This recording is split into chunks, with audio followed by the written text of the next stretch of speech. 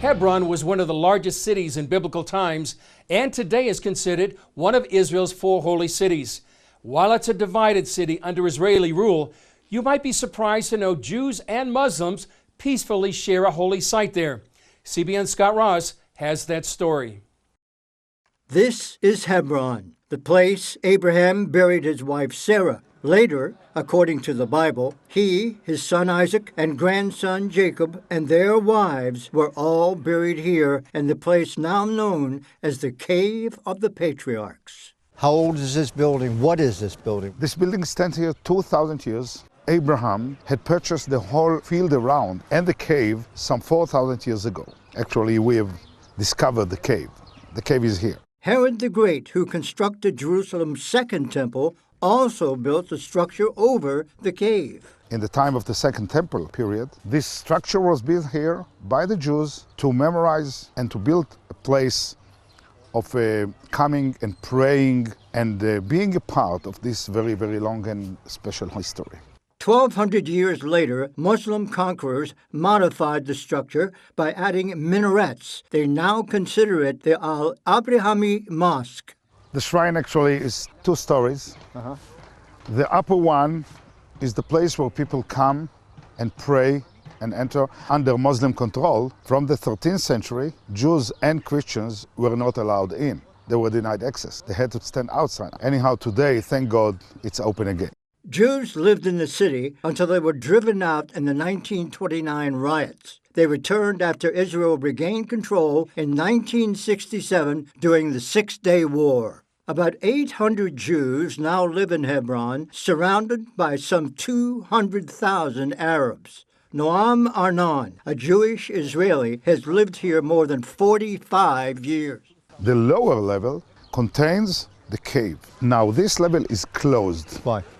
The Muslim Waqf, which controls the place, do not permit any archaeological research. Revered by Jews, Christians, and Muslims as a holy city, Hebron was the first capital of King David. But recently, the United Nations deemed it a Muslim holy site in danger. With the archaeological digs, would that prove the existence of Israel going back these thousands of years, if that was unearthed? In Hebron, everything that you find fits all the biblical sources. When you read in Genesis 23 about Abraham, how he purchased the whole field around and the trees, the cave is there, it's located right beneath the rocks there, which are the end of the field, and the cave itself was dated to the Middle Bronze Age, which is equal to the forefathers' era. In the cave we discovered vessels and pottery from the First Temple period. You know, the name Hebron in Hebrew is connection. Connection? Yes, Hebron. Lechaber is to connect. So in Hebron, everything connects. The sources, the archaeology, the tradition, the holiness, everything connects together. Arnon took me into the massive structure and showed me what they call the Gate of Heaven. What is written here in Hebrew, מערת המכפלה פתח גן עדן, the cave of Machpelah, according to ancient Jewish sources, is the gate of heaven. So now let's go. Let's go and see. Let's go to heaven. Now we're into heaven. Yes. Now actually part of the building today is closed for Jews. A part is open. We are in this part. Many people come to pray here from all the world, from all the religions. Today they speak about Abrahamic religions. Well, Abraham is right here.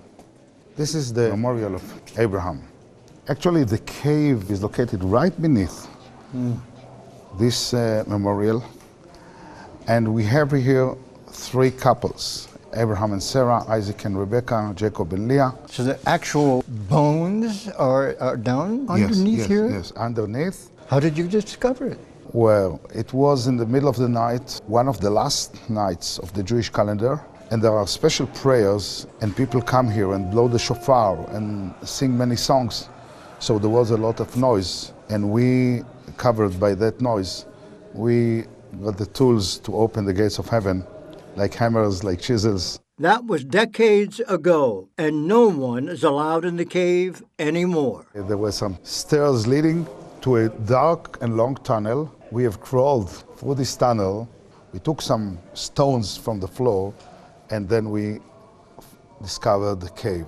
Actually, it's two caves. I found myself crawling amongst human bones. So it's really to touch the history, to touch the Bible. Nearby is the main synagogue where Jews can pray. Today, the building is divided between synagogue and mosque. The Muslim religious authorities control the religious aspects of the entire place, while Israel maintains the security. A unique arrangement helps keep the peace. As you can see here, Muslims can visit to the big hall. Jews can visit the blue part, which is about 1/4 of the whole complex. Christians are allowed to both sides. This is the situation here, 344 days a year. 10 days a year, Jews are allowed to the big hall, and other 10 days a year, the Muslims are allowed to this side, and then the Jews stand outside. Arnan says the arrangements aren't ideal. He'd rather everyone have complete access all the time. We ask the government to open it. They say, it's standing, don't touch it. And it's working, don't touch it. So this is how it's working. Scott Ross for CBN at the Cave of the Patriarchs in Hebron.